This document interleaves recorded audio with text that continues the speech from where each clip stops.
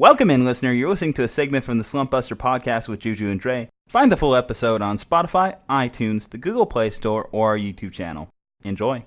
So that brings us just to the best of the decade part, because we have to close out 2020 right, and the NFL is the biggest attraction in town in all of sports. The thing about it, there's no debate as far as who the best team of the decade is. No matter how much you dislike this team, no matter if there's any murmurs of scandals, it's been the Patriots. Yeah. So what if it comes out, though, that the scandals are even bigger than what they're appearing to be right now? They've still been in the playoffs every single year this decade. They won 10 straight division champions, 5 Super Bowls. I think their worst finish was like 11 wins. It's just like the accumulation of like accolades is just so much larger than anything you can really throw at them at this point. And I did mention this during our talk about the subject last week. I think there's just a certain segment of NFL fans who are just so ready to believe any Patriots scandal regardless. Yeah, it's just, I'm ready because in my lifetime, since I've actually started football, I've never known anything other than dominance from New England. And I'm ready for... I know. Ready for some change. And well, we even joke, right? Like, so Aris and I, we went to elementary, middle school, and high school together. And ever since we were in elementary school, we had one of our friends, Chanel. She was always a Patriots fan. And we were talking about Tom Brady way back when we were 6 years old, 7 years old. So she didn't know who he was. I mean, but hey, like a stock, an investment right there that just keep matriculating interest. And it's paid off in dividends. I gotta say, it's just no debate about it. And then when we talk about just best player of the decade, it's also Tom Brady as well. Yeah, it just stinks because it's like he's such a great player, but you can see it's not just him, but it's the system he's in. He benefits so much from having Bill Belichick with him. And most NFL teams, they go based off their strengths. They don't do that. They go off after your weakness. So they're a different team week to week. So it's just... Well, I think you have a lot to look forward to in 2020 when Tom Brady is leading the Chargers. Please don't. But can I just say Philip Rivers should be the best player this decade? Oh my God. You can't even defend that. Yes, he's the only player to play every single game this decade have we seen in the regular season. Have we seen any time he's come toe-to-toe against Peyton? Well, both. Well, yes, it was last decade when Marlon McCree fumbled it. We would have beat them, but Marlon McCree fumbled the interception that would have won us the game. Yeah, we're in the 2010s. Okay, but I'm just saying, Philip Rivers is 2018 game score. Philip Rivers was the only player to play every game this decade, so that has to count for something. It counts as that's good pat on the back, but as far as best player, right? Do I have to break out that video of Philip Rivers throwing interceptions on potential game-winning drives? No. I will play that on the big screen here. Please don't. Okay. Anyway, but it just is what it is. We can't detract from these guys. They've just been consistently there. We're really debating on who was second because this level of dominance, it's like they've established themselves in a whole other tier than the rest of the league. So if I had to pick a second place, as far as maybe you can argue the Denver Broncos. I think it was a big move by them to go out and acquire Peyton Manning, even though it only resulted in the one championship. 2 Super Bowl appearances, I think, is also huge. Yeah. And what about Seahawks? Or the Seahawks, again, 2 Super Bowl appearances. Yeah, you know what? Actually, that's a good one because they've had, every year since Russell Wilson's been there, has been a winning season. Even in the years they've missed the playoffs, they have not had a below 500 year. You can also, the other person in the room, talk about his team. They didn't have a losing record in a single season this year. But no champion. No championship, granted. So I do think that keeps us out of the definitive top spot for sure. But the fact that we never have a losing record, even this year, right? I would say that's testament to being one of the greatest franchises. The fact that you lost your number one receiver just due to his craziness, right? You lose your number one running back due to him wanting to get paid more. You lose your starting quarterback. And then you have your second string quarterback is garbage. You put in your fourth string, basically. You lose your second string. Where I think it comes more into play is So again, we've established not only Tom Brady, not only the Patriots as a whole as a different tier, but Bill Belichick obviously on a different tier because you could make the argument he's the coach of the year every single year. Yeah. But and that's why even these guys don't win awards anymore. Yeah. Yeah, we're so tired of it. Yeah. With that said, if you were to say coach of the decade underneath non-Patriot related, it would probably be Mike Tomlin. I agree. Or Pete Carroll. Pete Carroll's close. Yeah. Like It's just Pete Carroll. Both make head-scratching decisions from time to time. I do think, obviously, the big knock that's going to be on Pete is he has the most egregious moment of the two. You know? And we'll get to that when we talk about, like, game of the decade here. So, I think, yes, the Broncos, their falling off does eliminate them in the latter part of the decade. So then I think that you do put it between the Seahawks, the Steelers, as they've had some of the highest peaks. I do also, not to pat my own back here, but the Niners also had a nice little run in there as well. Well, you guys kind of started. It just we had that 4-year run in the middle that kills it because those Harbaugh years were amazing, and what they're doing now to close the decade is also fantastic. Yeah. Especially what you guys did last year with your franchise quarterback being out. You're using 15 different quarterbacks. The Saints also could have an argument to be placed in here, but they did miss the playoffs throughout, and they did have some losing seasons mixed in there. And I guess that's where I'll throw in my best offensive player in non-Tom Brady. It's going to be Drew Brees. Yeah. Because, and it could have been Peyton too, but Peyton played half the decade in that last year there. Yeah, that last Super Bowl. When you're getting benched for Brock Osweiler. Yeah, he has 9 touchdowns, 17 interceptions. Like that's Drew Brees, just consistent throughout the decade. All-time rank, it's a little bit more murky. There's been a lot of debate putting him above Peyton. I can't make that argument. I still think Peyton was a better quarterback. Yeah, and I do think that the fact that Peyton had success as a Colt and a Bronco is a difference maker because, and I'm not, this is honest and not a rip. Just Drew Brees wasn't a good starter.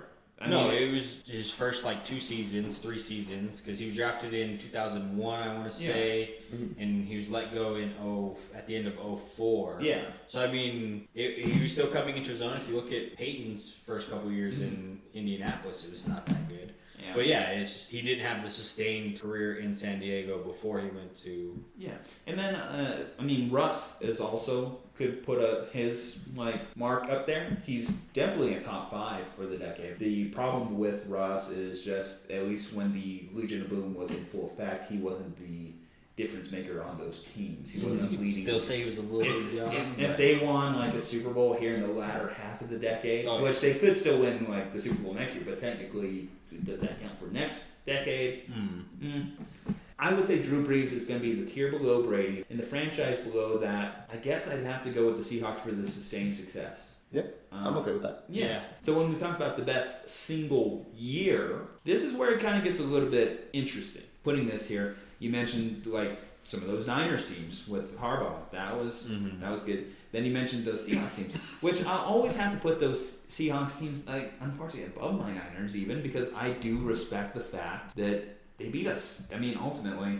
And as much as I would say the 2012, 2013 Niners team, I would probably rank above some of these teams on the list in terms of their talent. The fact that I cannot give a team that did not win the title a single year. Yeah, well, that's why I did put the Packers in 11, where they went 15-1, and Carolina 15-1 on here just based off of record, but they did. Carolina lost in the Super Bowl, and then Green Bay lost in the divisional round, so they didn't even make it to the NFC Championship game. So I put them on here just because they had a really great year record-wise, but they just... We can have a little bit of a debate. So you mentioned the 2016 New England Patriots, you mentioned the 2015 Denver Broncos, and the 2013 Seattle Seahawks. So 2013 was peak Seattle Legion of Boom. They had advanced to the Super Bowl after deflecting a Colin Kaepernick pass at the back of the end zone. Which was that Richard Don't Sherman. Try Me. Yeah, Richard Sherman definitely has a unique legacy when his career is all set. Talk about me. Don't try me with a sorry receiver like Crabtree. Yeah, I would be interested to see how Richard Sherman is looked back on if he does win a title with the Niners. Can he go back to Seattle as a legend?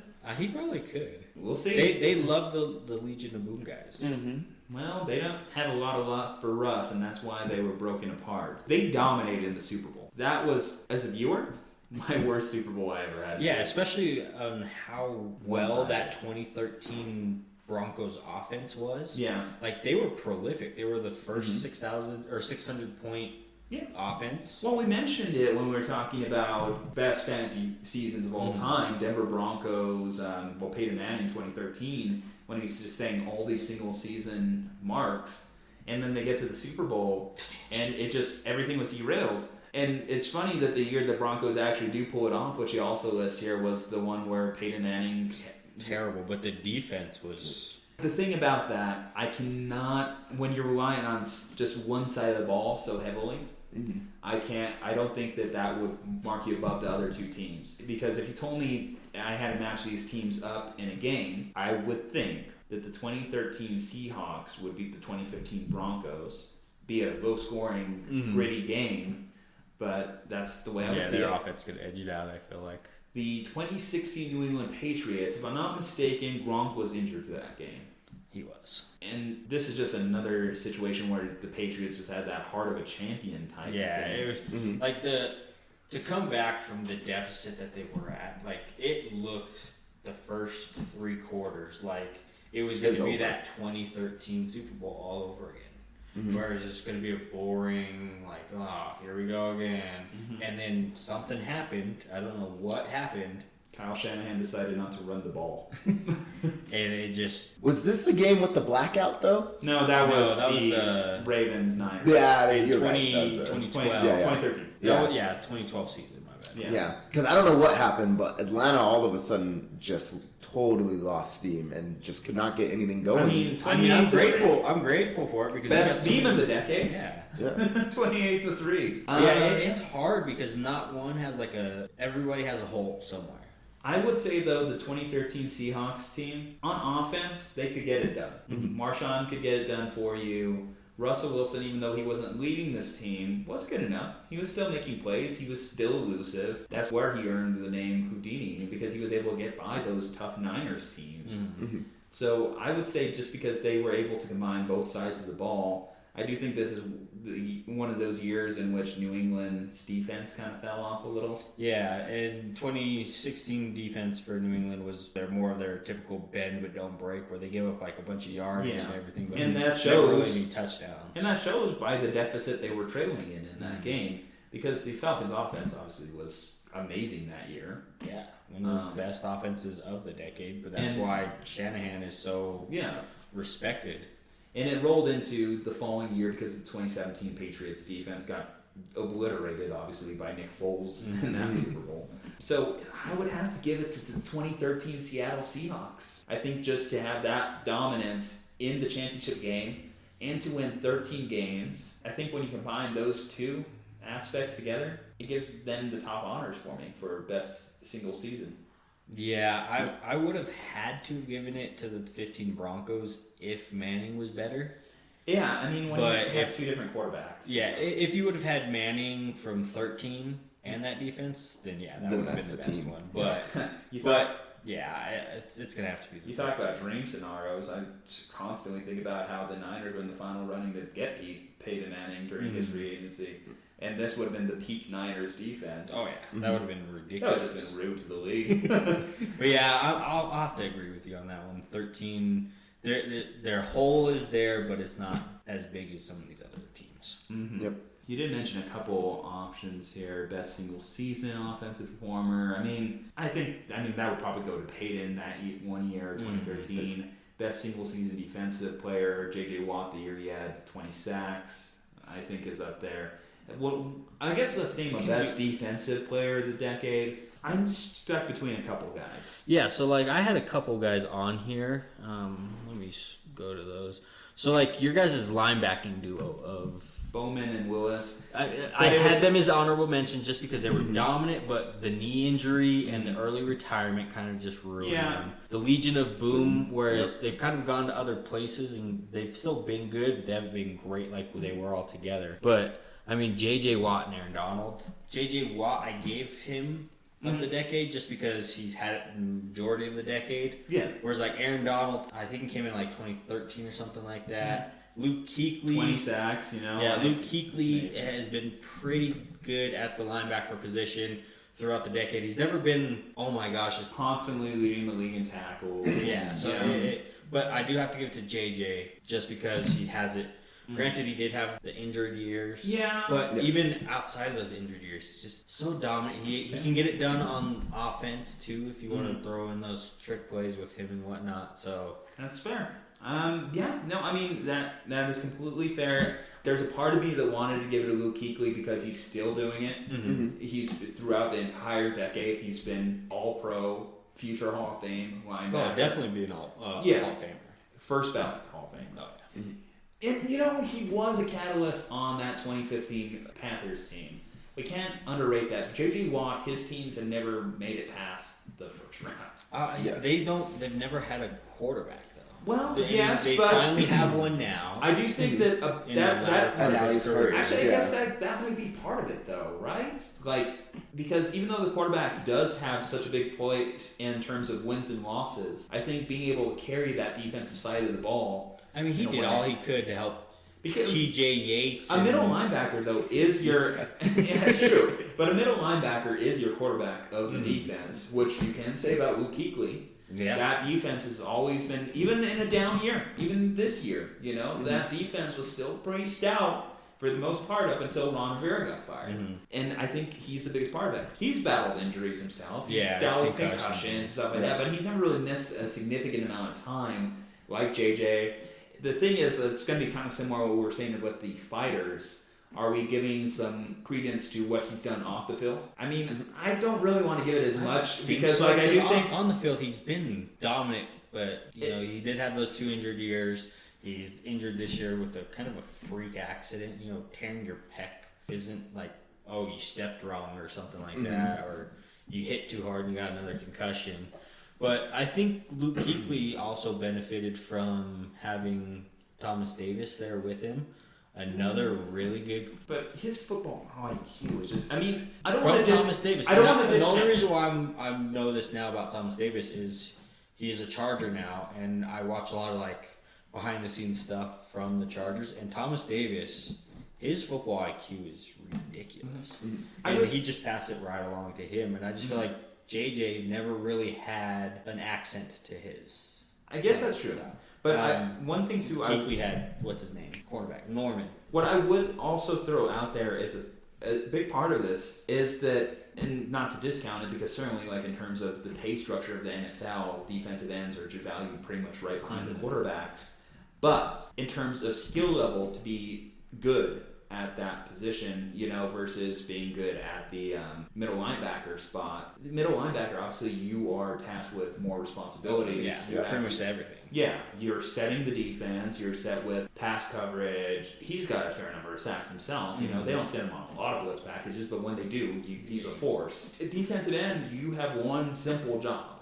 Yeah, get to the quarterback or jump in the lane. So when we talk about maybe a complete defensive player, I think Luke Kuechly, pass coverage, stopping the run, just everything he brings, he's a great stand-up guy.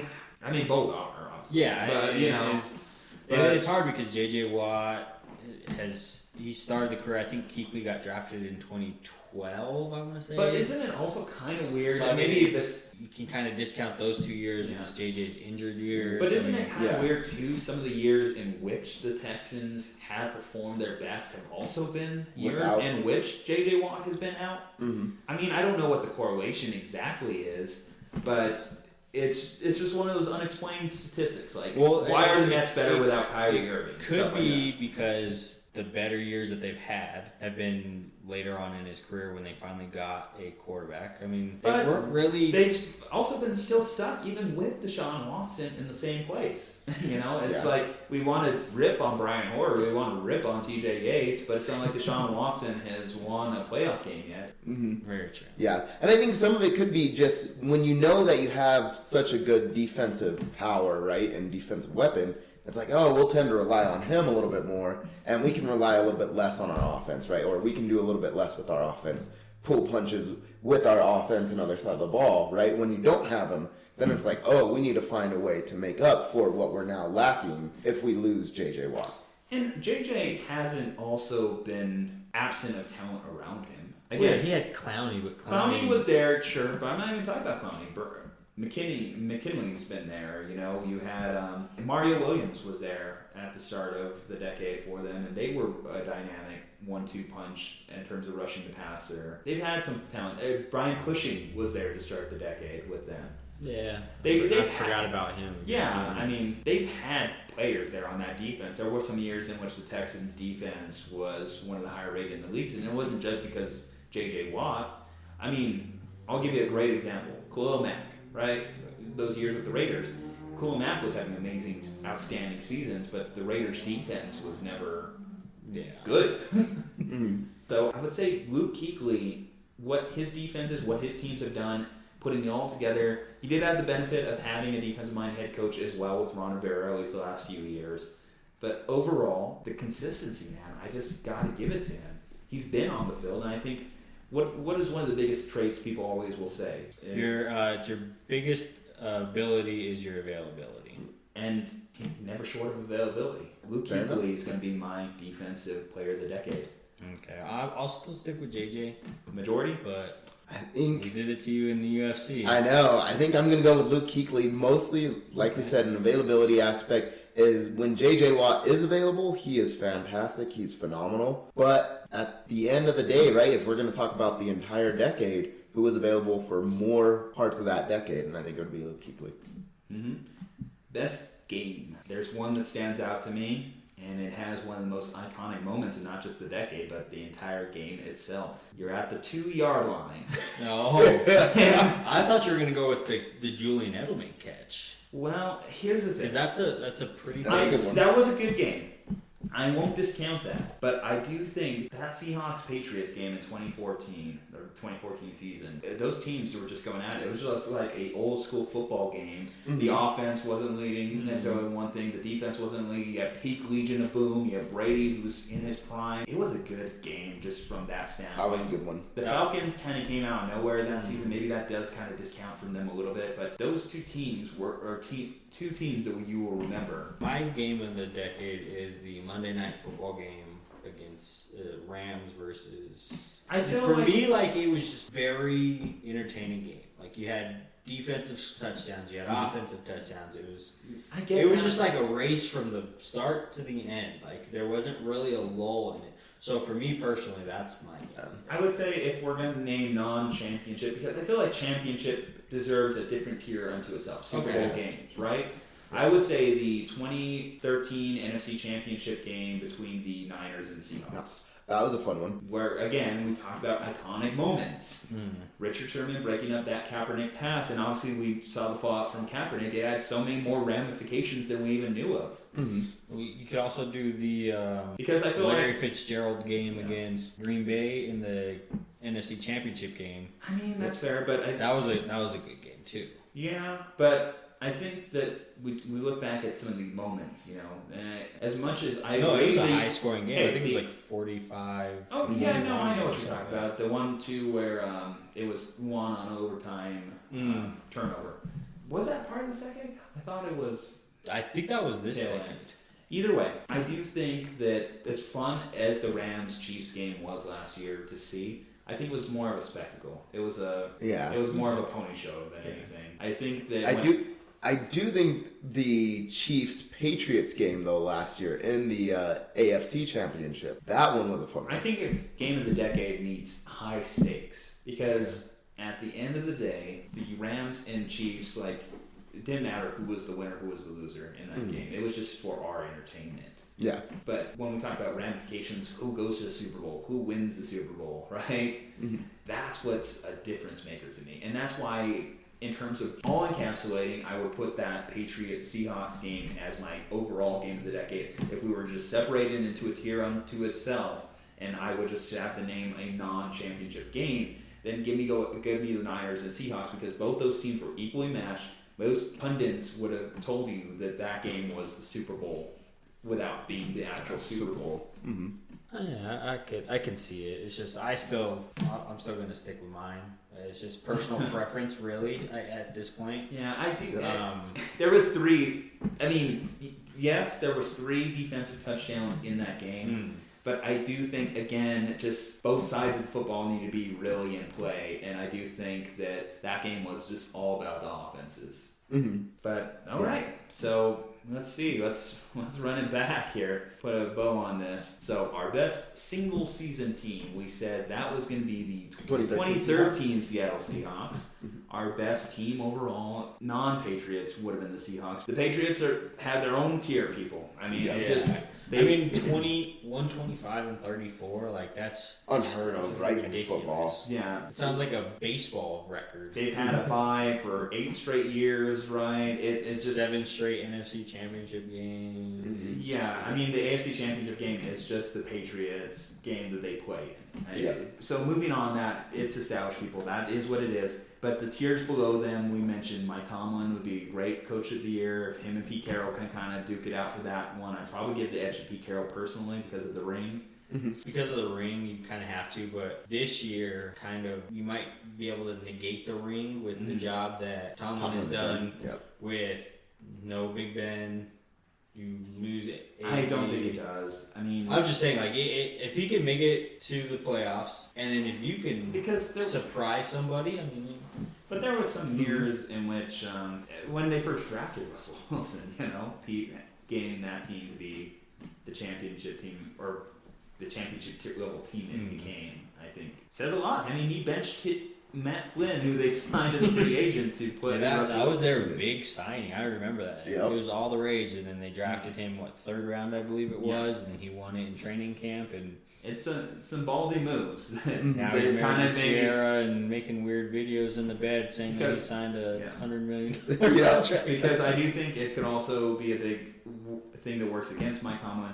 You mentioned his lack of talent, and he's elevating the team now. What about when he had all the talent and couldn't elevate them to a title? Yeah, but you never had them, all 3 of them, in the same postseason. And healthy, like you said, right? But there was always an injury or something to hinder their playoff. But I mean, that's football. That's part of the game. And if we're just, the Seahawks have had injuries. The Patriots have had injuries. Everyone gets hurt. I don't know what the hell the Patriots do. And then the best offensive player, non-Tom Brady, is going to be Drew Brees. Best defensive player overall, we gave it to Luke Kuechly. And that wraps up the 2010s for us. Well, best story, NFL. CTE, Colin Kaepernick. Because there was a lot of good storylines that came out out of it. I mean, you had the Cleveland Browns. I mean, they didn't have a single winning season this decade. You had all the gates. You had the whole is it a catch, is it not a catch? You had the replacement refs, and now you have the terrible reffing again. I mean, you had the Fail Mary.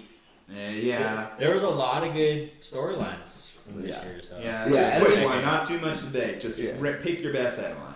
And I mean, I think part of it too comes down to: are we looking for a positive story? Are we looking for the one that affected me the most was the LA experiment. Okay, that's going to be the biggest one for me because I lost my hometown team. You guys can't say that because you guys don't know what it's like to lose. Like, rub it in. We're from Albuquerque.